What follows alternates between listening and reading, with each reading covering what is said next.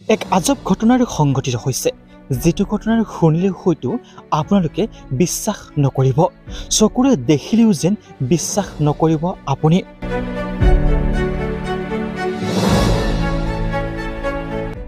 এগৰাকী মহিলাই নহয় এজন পুৰুষৰ গৰ্ভত যমজ সন্তান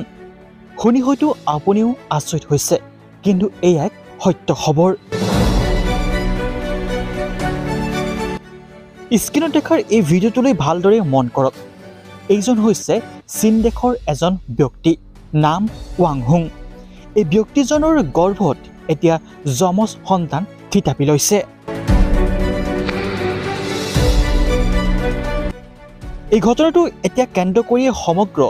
বিশ্বতে খলকনিৰ সৃষ্টি হৈছে উল্লেখযোগ্য যে চীন দেশৰ প্ৰযুক্তিবিদ্যাৰ তথা চিকিৎসা বিজ্ঞানত যথেষ্ট উন্নত আৰু হেয়ে চিকিৎসকে এক পৰীক্ষা নিৰীক্ষা কৰি তেখেতৰ গৰ্ভত সৃষ্টি দিছিল যমজ সন্তান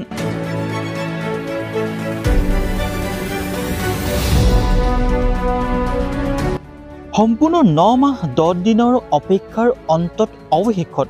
যমজ সন্তানৰ মাতৃ তথাৰ পিতৃ হ'ল এগৰাকী পুৰুষ শুনিলে হয়তো আচৰিত ক'বলৈও হয়তো আচৰিত লাগিছে নহয়নে এই বিশ্বাস নকৰিলেও এক সম্পূৰ্ণ সত্য ঘটনা চীন দেশৰ চিকিৎসকৰ চমকপ্ৰদ বুলি এতিয়া সামাজিক মাধ্যমত তীব্ৰ গতিত ভাইৰেল হৈ পৰিছে এই বাতৰিটো কিন্তু এই বাতৰি কিমান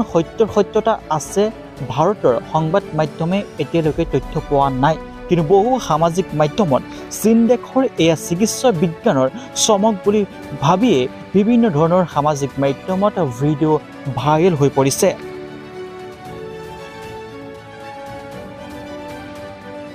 উল্লেখযোগ্য যে এই যমজ সন্তানৰ এটি পুত্ৰ সন্তান আৰু এগৰাকী কন্যা সন্তান বুলিও সামাজিক মাধ্যমত ভাইৰেল হৈ পৰিছে যদিহে সামাজিক মাধ্যমত তীব্ৰ গতিত ভাইৰেল হোৱাৰ এই খবৰটোৰ সত্য তেনেহ'লে সঁচাকৈ এয়া চিকিৎসাৰ বিজ্ঞানৰ বাবে এক নতুন গতি এই গতিয়ে হয়তো এতিয়া সলাবৰ পিতৃ মাতৃ হোৱাৰ বহুতৰে সপোন এতিয়া দম্পতীসকলৰ বাবে চিন্তা নাই কোন পিতৃ হ'ব কোন মাতৃ হ'ব নিজে থিৰাং কৰি ল'ব পাৰিব বুলি এতিয়া সামাজিক মাধ্যমত বাতৰি প্ৰকাশ পাই আছে এই সম্পূৰ্ণ ঘটনাটোৰ ওপৰত আপোনালোকৰ বহুমূলীয়াৰ মতামত দিবলৈ নাপাহৰিব যদিহে এই খবৰটো সত্য তেনেহ'লে এয়া চিকিৎসাৰ বিজ্ঞানৰ এক নতুন আৱিষ্কাৰ